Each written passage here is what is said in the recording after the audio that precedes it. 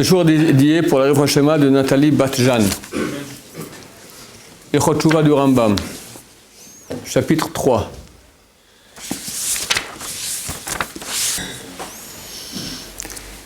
Voici ceux qui n'ont pas part au Olam Haba, mais sont retranchés et sont perdus et sont jugés pour la grandeur de leur mécréantise, Rish'am, Godel Rish'am, et leur péché pour l'éternité. Hashem Yishmor, s'ils n'ont pas fait de Teshuvah.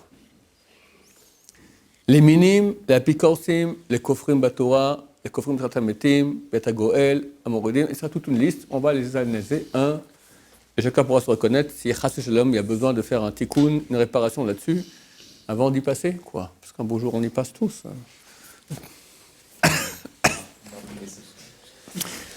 Les minimes. 5 sont appelés les minimes. Celui qui dit qu'il n'y a pas de Dieu ou de dirigeant au monde.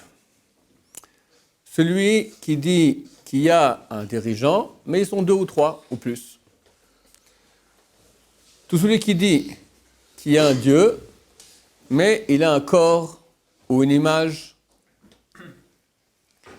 Ou celui qui dit qu'il n'est pas le premier. Il y en a eu un, bon, après il est parti, après la retraite, un autre est venu à la place. De même, celui qui adore, sert une étoile ou une constellation pour être, ou quoi que ce soit, pour être intermédiaire entre Dieu et nous. Tous ces 5 personnes sont appelées les minimes. 3 sont appelés apikorsim. Celui qui dit qu'il n'y a pas de prophétie du tout. C'est-à-dire qu'il n'y a pas d'une chose pareille que Hachem parle à l'homme. Ça n'arrive pas, ou c'est jamais arrivé. Celui qui nie la prophétie de Moshe Rabbeinu, Dieu n'a pas parlé à Moshe, c'est Moshe qui a inventé. Celui qui dit que le Créateur ne connaît pas les pensées et les actions des hommes. 3 sont appelés Kofrim Batora. Celui qui dit que la Torah ne provient pas d'Hachem, même un verset ou même un seul mot, dit que c'est Moshe lui-même qui l'a inventé. Il est appelé Kofer Batora. Celui qui est Kofer, donc qui ne croit pas à l'explication de la Torah qu'on a reçue, la loi orale, et qui nie les grands d'Israël, qui sont donc les transmetteurs de cette Torah. Et ensuite, il ne dit pas de qui il s'agit, mais en fait, il parle des chrétiens, ceux qui disent que Dieu a changé les mitzvot pour d'autres mitzvot, et que la première Torah est déjà plus actuelle. Bien qu'elle provienne d'Hachem, tous ceux-là sont appelés des Kofrim Batora. 2 sont appelés Moumarim, littéralement des apostats. Celui qui moumar l'avera echat, celui qui est habitué à faire un péché, et celui qui est habitué à ne pas faire toute la Torah. Il explique chacun des 2. Le premier, celui qui est habitué à faire un péché. Ça, c'est une chose qui peut nous concerner, Chassid Shalom, faire attention à cela. Celui qui est habitué à faire un péché, c'est-à-dire qu'il est habitué et il le fait de façon fréquente, de façon volontaire, il sait que c'est interdit, il est habitué à le faire,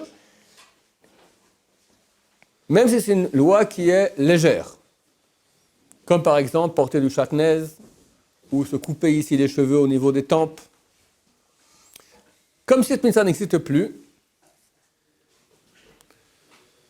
il est appelé Moumar Leoto Davar, et à cause de qu'il le fasse l'achis, ça veut dire qu'il le fait en tant que, ça c'est un grand porte d'espoir pour celui qui est habitué à faire un péché, il le fait contre Dieu, c'est-à-dire qu'il le fait parce qu'il n'a rien à faire, pas parce qu'il a un Yetzirah de le faire. S'il a un Yetzirah de le faire, il sait que c'est interdit, mais j'arrive pas à me retenir, c'est autre chose. Pour moi, ce truc-là, pour moi, c'est de la bêtise, d'accord, il le fait pas, j'en ai absolument rien à faire, d'accord, c'est pas à mon niveau, enfin, ça ne m'intéresse pas.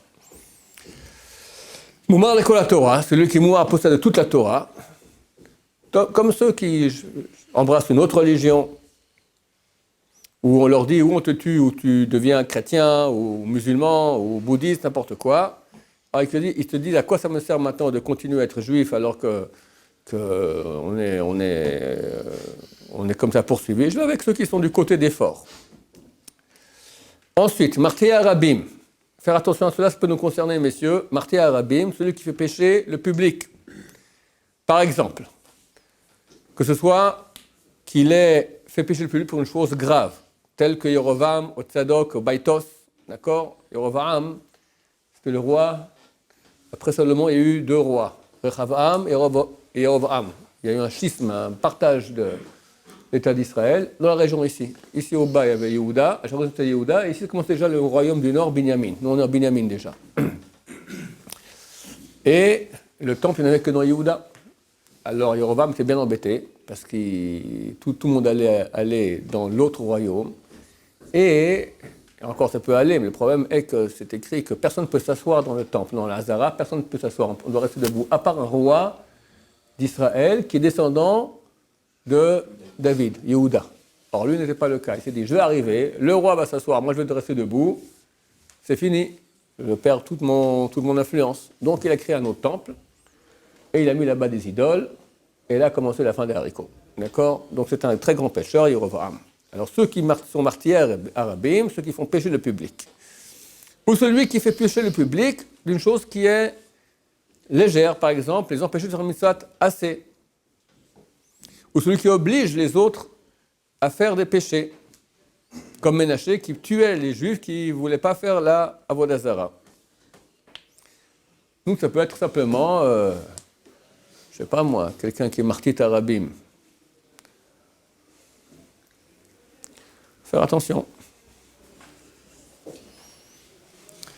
Je me demande quelqu'un qui va faire écouter ici de la musique de femmes, pas de sanoa, d'accord, à fond dans la yeshiva. Ça se peut que ça dérange, il est martyr arabim. Le type après, il a des idées impures dans la tête. Celui qui influence? Hein? Celui qui influence l'autre? Il influence, oui, il influence. Mais pas un, il influence un groupe, d'accord? Beaucoup de gens à faire des péchés. D'accord? Mais quelqu'un qui va faire des péchés aux gens, d'accord? Ça peut arriver assez facilement quand quelqu'un est influent dans un groupe. Faire attention de ne pas perdre la maba pour ça. Pardon? Le match? Pas Avodah Zara. Non, Avodah Zara, c'est donner un caractère divin à quelque chose. On ne va pas diviniser ni le ballon, ni le joueur, d'accord? On va l'admirer, on va être un fan, mais bon, c'est pas le bon Dieu. Hein? Comment dire en français, tu vas l'idolâtrer? Oui, mais c'est une façon de parler. C'est pas... Même ceux qui disent Avodah Zara, c'est pas Avodah Zara. Quelqu'un qui fait Avodah Zara, il prend maintenant une statue de Jésus, il se dit, tu es mon Dieu, et il se met à lui prier. D'accord? Devant le soleil, il s'agenouille, il se met à prier le soleil. C'est pas ça qu'il fait quand on est au match, normalement. D'accord? Il écrit un maillot de foot, il écrit un nombre de joueurs. Pardon? Il n'y a aucun problème. Aucun problème? Non, aucun. C'est pas notre tasse de thé. Je ne vais pas moi faire demain avec le nom du joueur dans mon dos, d'accord? Mais c'est pas Avodah Zara. C'est pas interdit. C'est pas le style de la boîte, mais c'est pas interdit.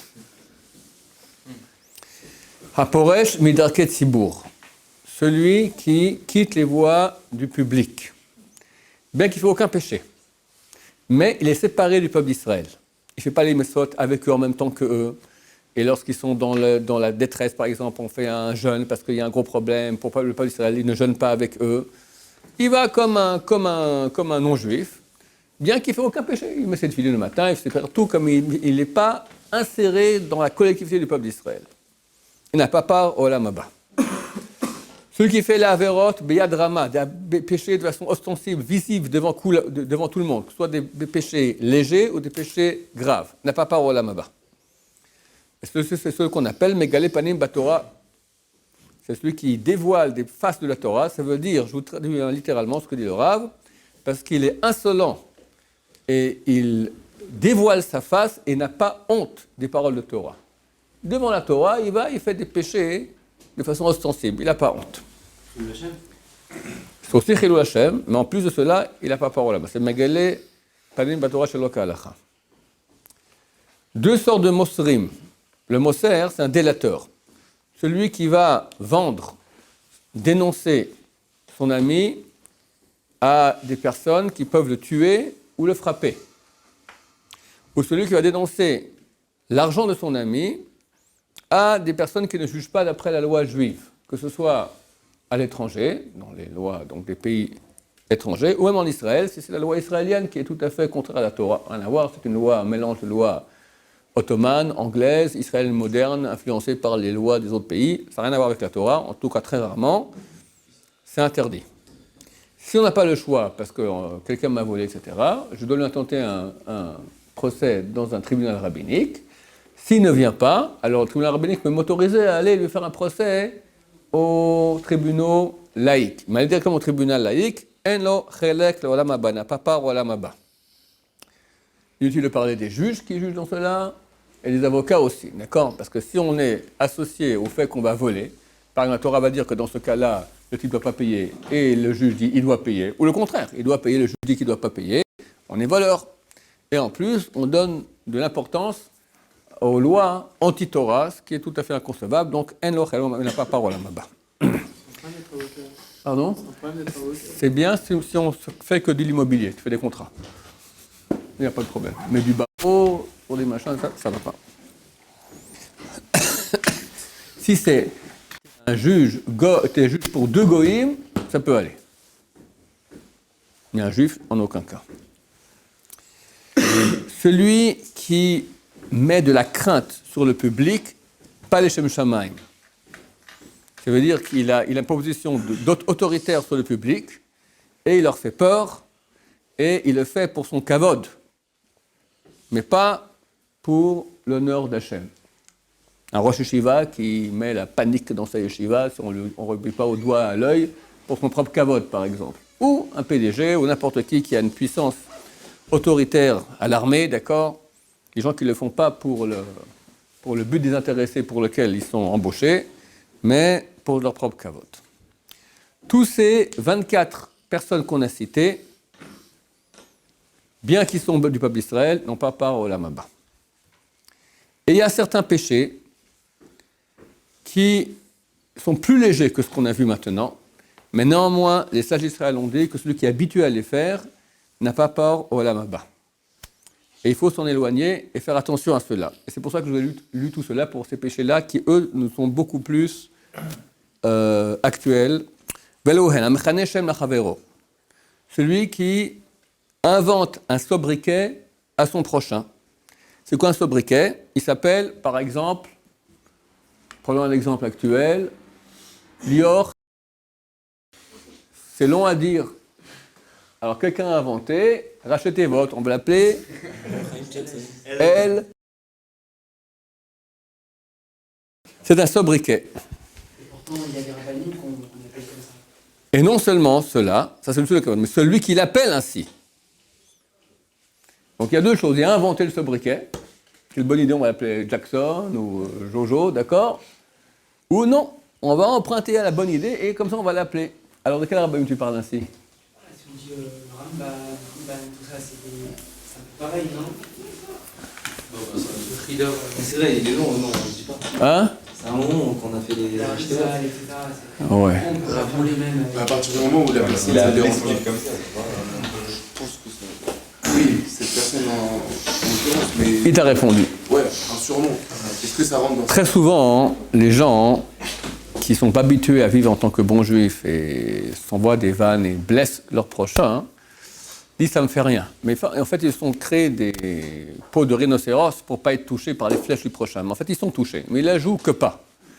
La Torah interdit cela. Si la personne elle accepte qu'on l'appelle comme ça, c'est pas. Si ça n'a aucun caractère négatif.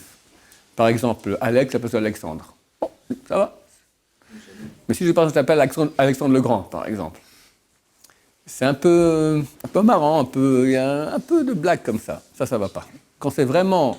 Qu'est-ce que tu dis, Yosef? J'ai voulu le petit. Pardon? J'ai Alexandre le Grand. Alexandre le Petit, ouais, c'est une très... Voilà. Alors, par exemple, d'accord? Alors, ça devient interdit. Maintenant, on joue avec Olam Haba, c'est pas de la blague, c'est pas karet, c'est pas mital bedin, c'est Olam Haba. On ne parle pas ici de chilou Shabbat, d'homosexuels, de proxénètes, de violeurs, de tueurs, d'assassins, on te parle de choses beaucoup plus graves. C'est très grave, alors c'est très dangereux de jouer avec ça. Maintenant, Ses initiales. pardon? De prendre des initiales, c'est comme le ramen, c'est le même principe. C'est la question que pose... c'est délicat. Je veux dire, ça a une petite connotation un peu... Je me demande, on joue avec Olam Haba, tu comprends, c'est pas de la blague. Ça.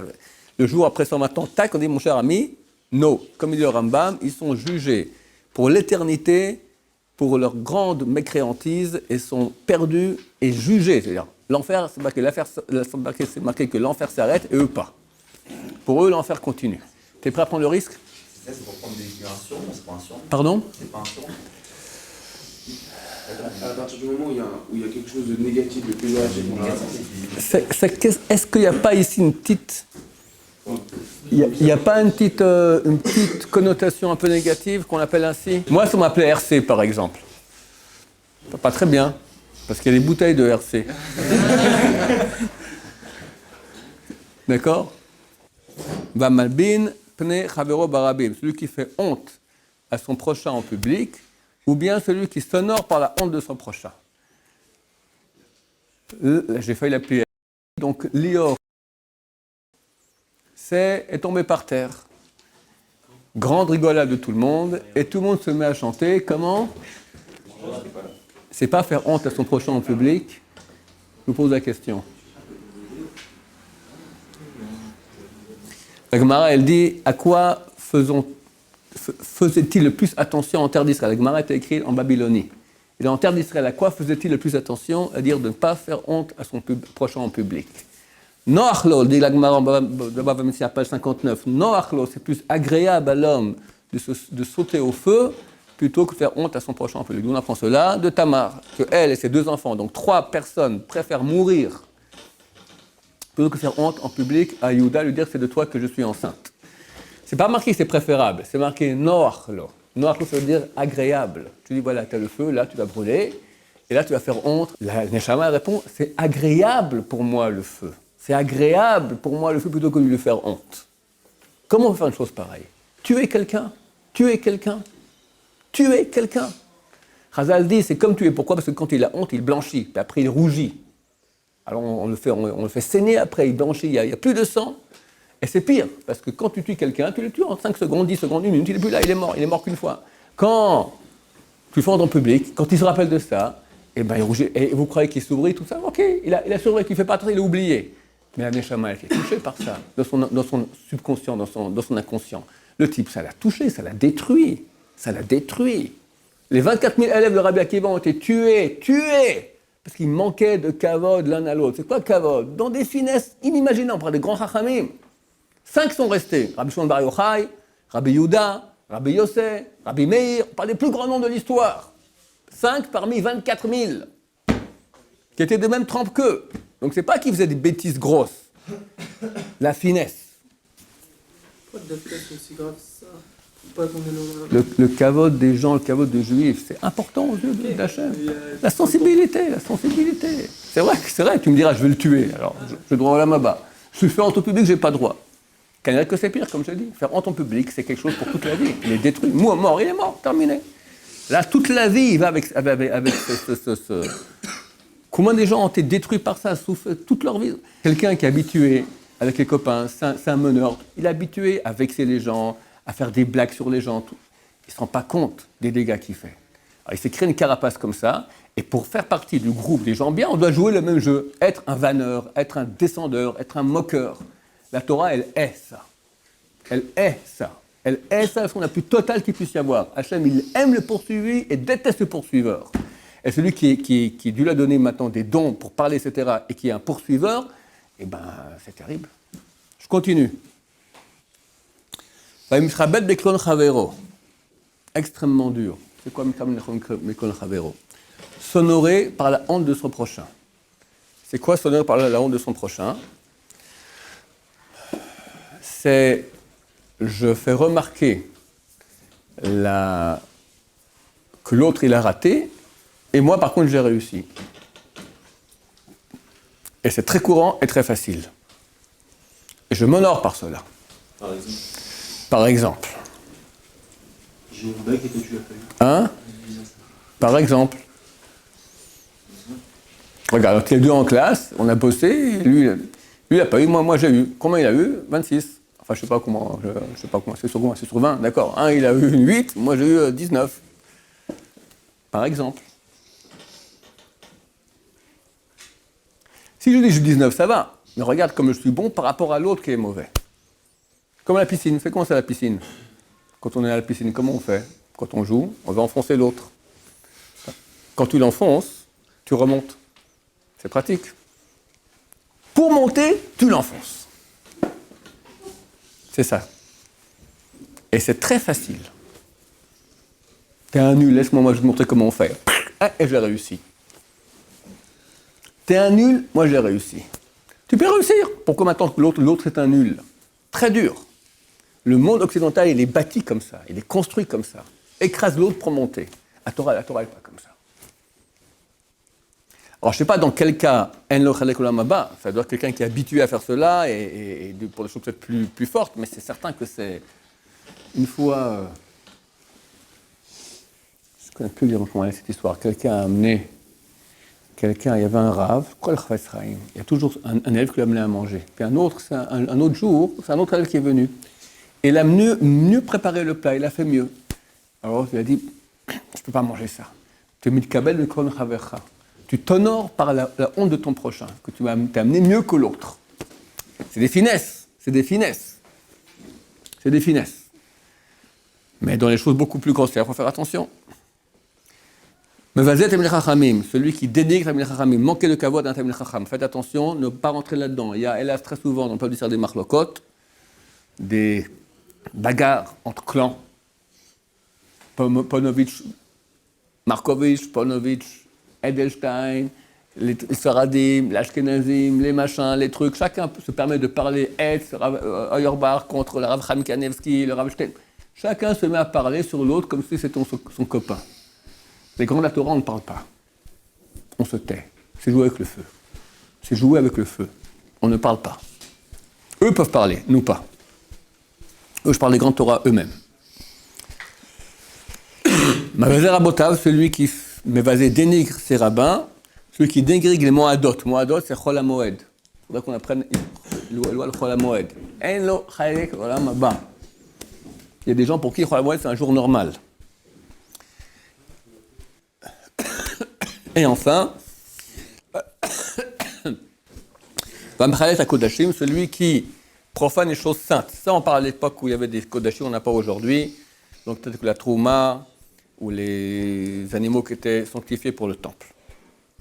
Toutes ces choses-là, de quoi on parle, dit le Rambam, qui n'a pas parlé à Maba, s'il est mort, sans faire tchouva.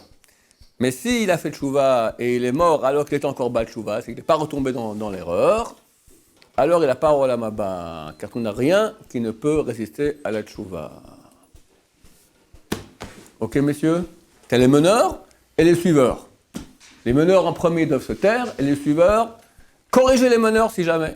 Habibi, ne me prends pas de ma part de Olam Haba. Ne me prends pas Olam Haba avec tes bêtises. C'est pas parce que je dis un mot maintenant sur quelqu'un que je perds dans Olam Haba, il y a quelque chose de plus bête que ça. Faire mal à son prochain, qui t'a rien fait. Et perdre par ça ton Olam Haba pour une bêtise, qu'est-ce que tu as à gagner là-dedans? Qu'est-ce que tu as gagné? Un peu de sensibilité, un peu de gentillesse. Sois un juif. Hachem, il aime les hommes. Aime les hommes, fais du bien autour de toi, pas du mal. Tu détruis. Tu détruis pas que tu as volé des millions, tu as détruit la personne dans ce qu'il a dans son âme, pas dans son corps, c'est pire. Baruch Adonai, l'homme, amen.